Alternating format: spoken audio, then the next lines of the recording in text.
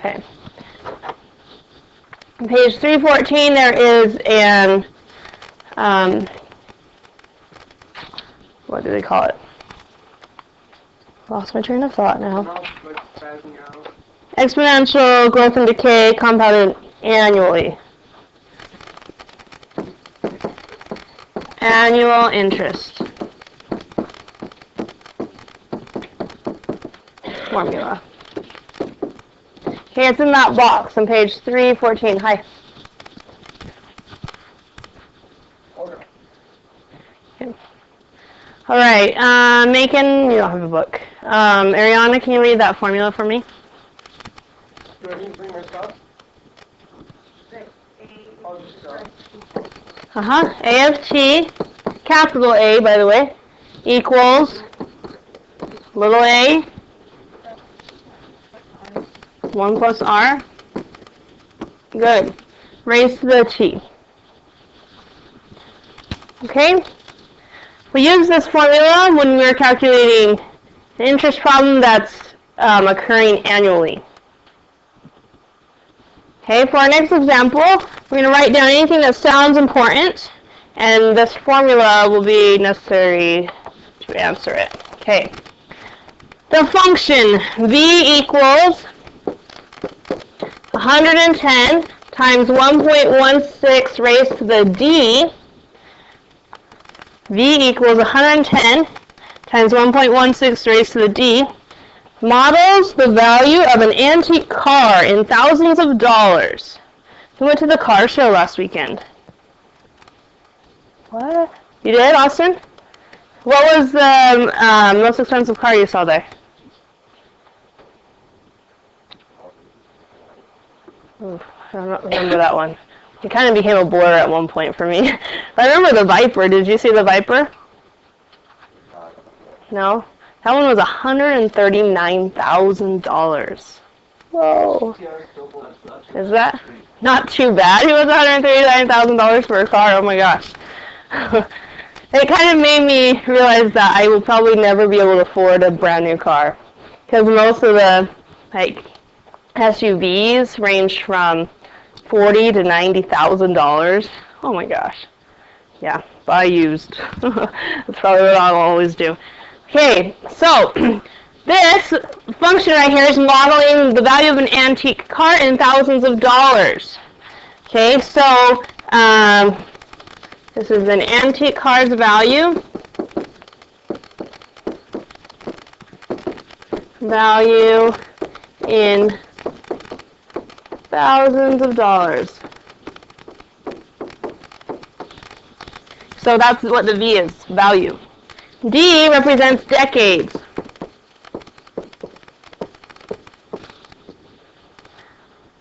Okay, D represents decades after it is sold at an auction for $110,000. So it's sold for $110,000. What's the exponential function that models the value of the car after t years? And what is the annual growth rate of the antique's car? So again, we want the exponential function.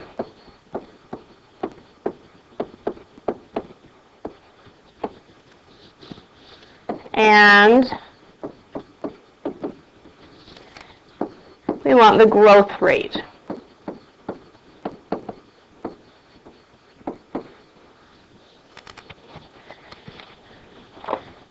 When you buy a brand new car, say you buy this brand new car for $32,000, like the instant you drive it off the lot, is it worth $32,000 anymore? No. What happens to the price of a brand new car? It drops dramatically, right?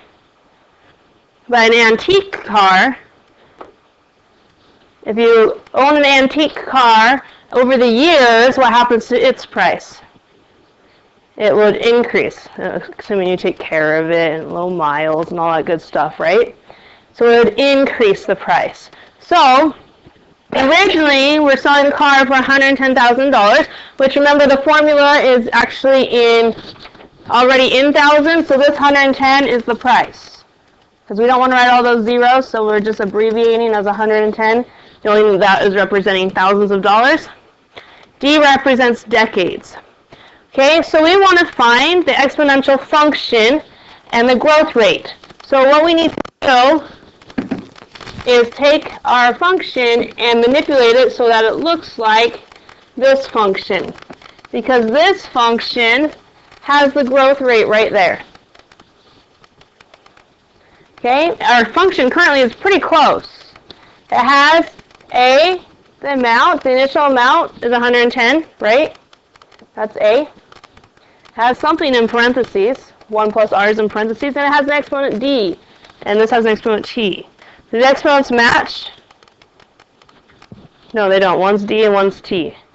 How many years are in a decade? 10. So 10. Dozen is 12. So would you agree that a decade is 10 times longer than 1 year? Yeah? Okay. So a decade is 10 times longer than 1 year, right? We need to manipulate our V formula so that it matches our annual interest formula. So we need to get that D to exchange for a T. Okay, so we need to find out what D's value is. So here we have 10D, because a decade is 10 times longer, equals T. How would we solve for D?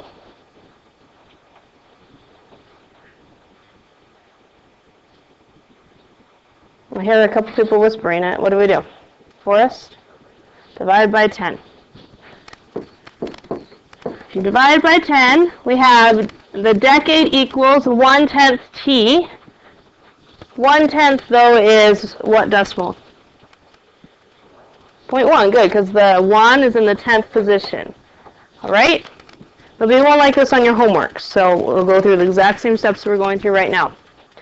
So let's take that 0.1 T and plug it in for D. V equals 110 times 1.16 raised to the, we're no longer putting D, we're putting 0.1 T.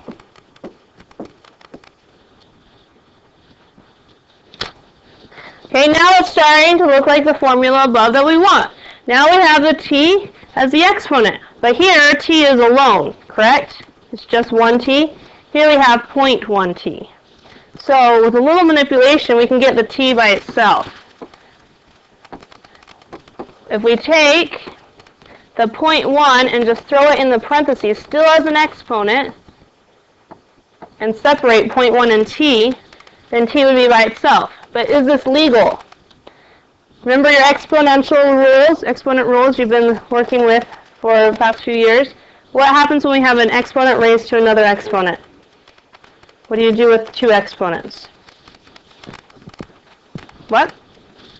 We don't add. That would be when you're timesing two bases with common base, you would add their exponents. Heather, we got new seats. You sit. Where does she sit?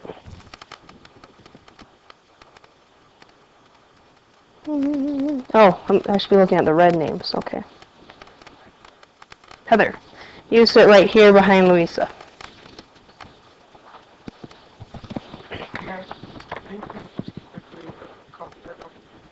This? Yeah. Okay, what happens when you have an exponent raised to another exponent? What do you do with a double exponent? Times them. So here we have 0.1 T, 0.1 times T. Is that the same thing that's going on here? Are they being times? Yeah, so it is legal. Okay, now inside the parentheses we have only numbers. 1.16 raised to the 0.1. So we can use our calculator to find that value. Type it in, please. 1.16 to the 0.1 power.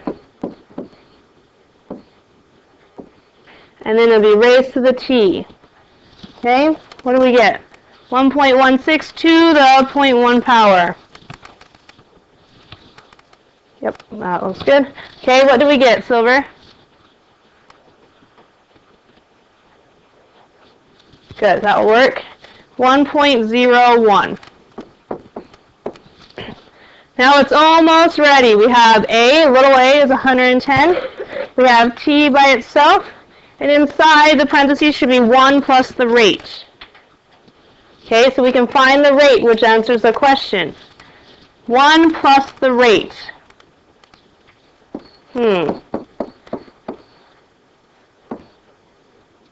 Actually, give me one more number past the 1. What did we have? 1.01. It went around to 5? Yeah. We're going to have to go 3 decimal places, and I'll show you why in just a sec. Okay, 1 plus the rate. Isn't this decimal the same as 1 plus 0.015? Is that equivalent? All I did was I broke it apart into an addition problem because now this guy right here, this decimal, is the rate. Okay, I feel like this writing's a little sloppy. Let me try writing that again. 0.015. This decimal is the rate. Okay, so here's our formula, which it asks for. And what's the rate? So we don't write the rate as a decimal. How do we change a decimal to a percent? Because rates are written as percents. Eric? What do you mean by it? Decimal, which direction? The right, how many spots? 2. So 1, 2. That's why I wanted that third number. So we can see that the rate is 1.5%.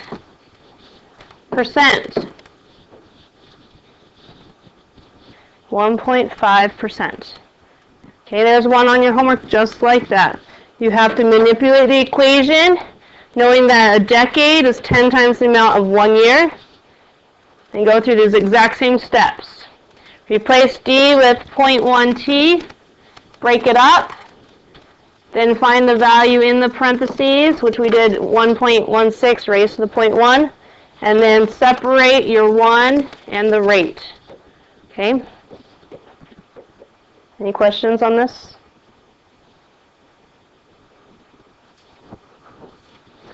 Right. We're almost done. We have in math some letters that actually represent a numerical value. Can you think of a letter we have in math that represents a number? Well, yes, that's a variable, but the variable varies in this letter is always this value. No, don't go through the whole alphabet. We've talked about this. We watched Men in Black clip. Was that this class or secondary 2? Did we watch the Men in Black clip in this class? What was the Men in Black clip talking about? Say it louder. Imaginary. So what's the letter we use for imaginaries? I. I equals what number?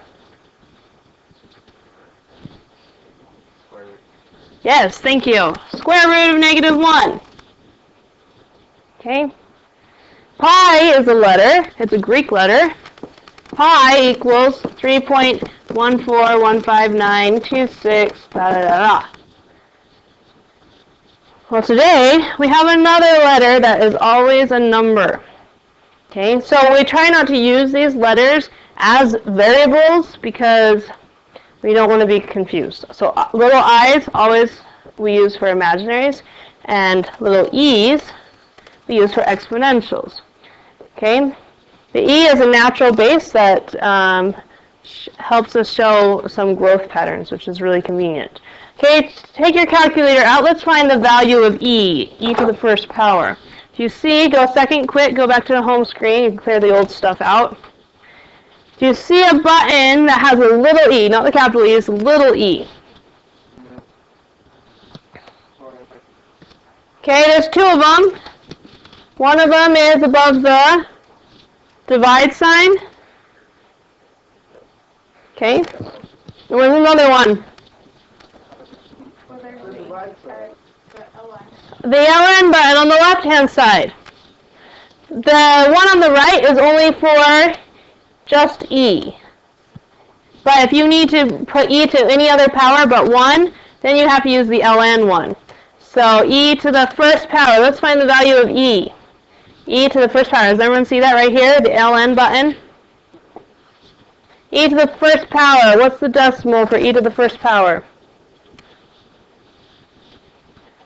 2.718, right? It keeps going. 2.718. And that dots because it keeps going. It's infinite, just like it's a non-terminating decimal, just like pi. Okay, so I'd like you to find the value of e to the 8th. Okay, find the value of e to the 8th, please.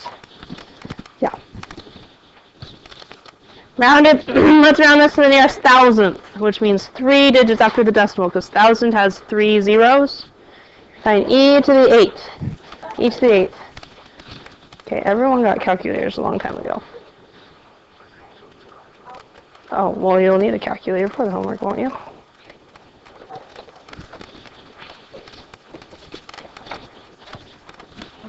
E to the 8th. Gentry, what's the decimal value of e to the 8th? Wait. 2,900. Point, give me 3 more numbers. 958. Did we round correctly? Second, oops, that's not the right one. Whoops, pushing buttons I shouldn't push. 958, yes. Looks like he rounded correctly because the 7 is followed by a 9. Good, okay? So for our last example, we're going to go over another interest formula. The first interest formula we talked about today is for annual interest. The second interest formula is annual interest compounded continuously. It's different, but it uses those e values. We needed to know what e was. Okay, so what does it mean to compound interest continuously? What does continuously mean? Nathan? Over and over every 6 months? Annually means like once a year? Continuously. What does continuously mean? Non-stop. Doesn't stop. Keeps going. So it's a great thing if you're earning interest and it's continuously compounding, because then you're earning money every second, every millisecond. Bad thing if it's owing, if you owe money and it's compounding continuously. Okay? So, guess I wrote a little large, okay? Because there's our example coming up. Example 6. So this is continuously compounded interest.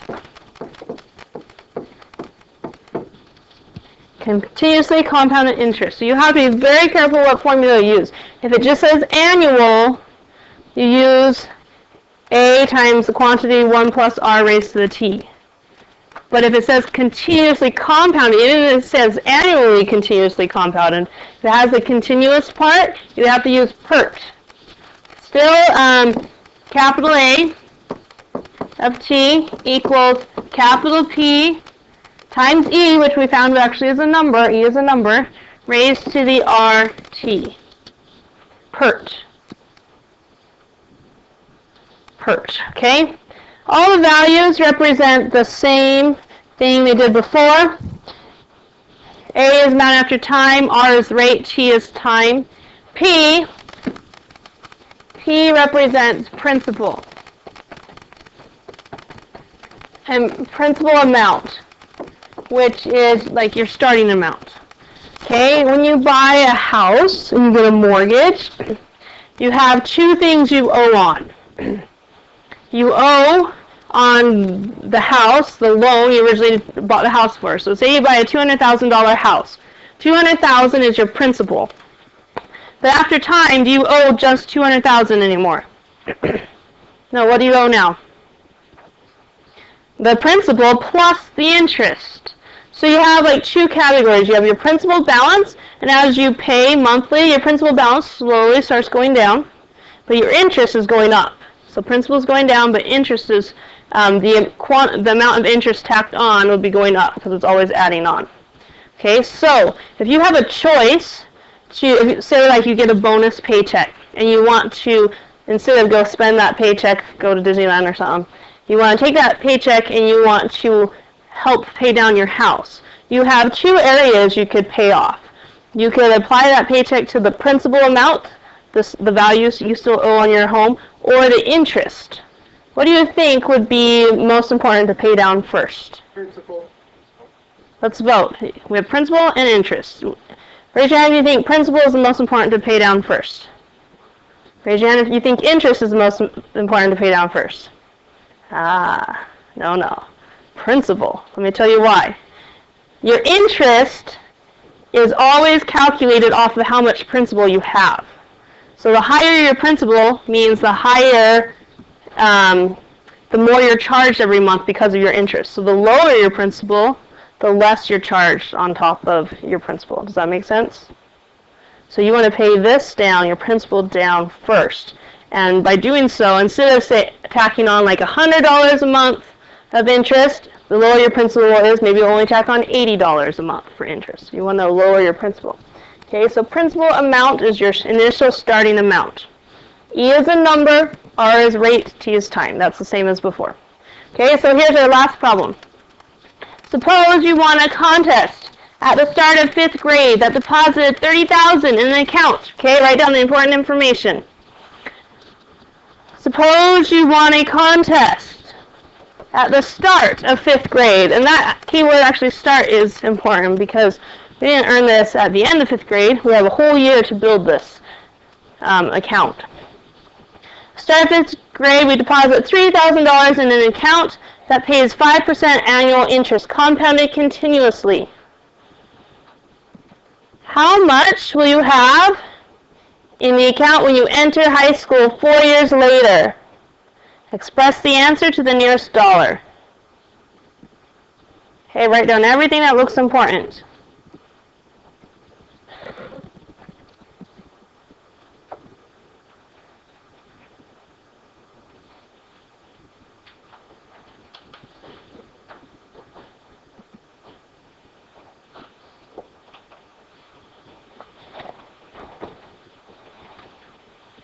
All right, Styles, what's something that's important? 5%. Yeah, that would be our rate, right? And let's go a little further. 5% annual interest. This part is definitely very important because it tells us we have to use PERT. Okay? Emily, what else is important? The amount that they give you. Which is? 3,000. Yep. Louisa, what else?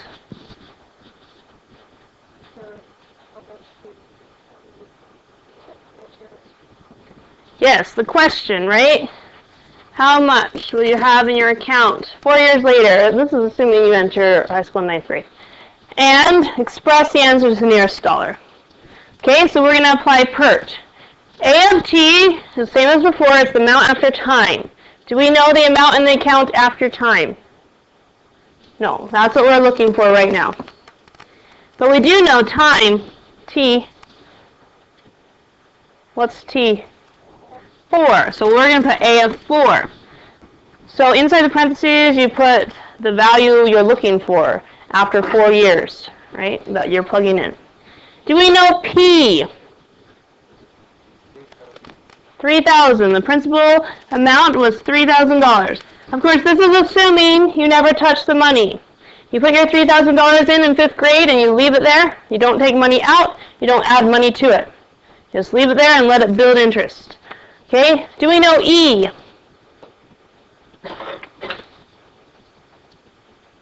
Haley, what's E? Yeah, so it's a number, right? We're just going to write the letter E because our calculator has a button for that. Just like the pi button, we'll usually write 3.1415926. Okay, there's a button for that. Raise to the R. Do we know R? Good job. We don't put 5 for R, right?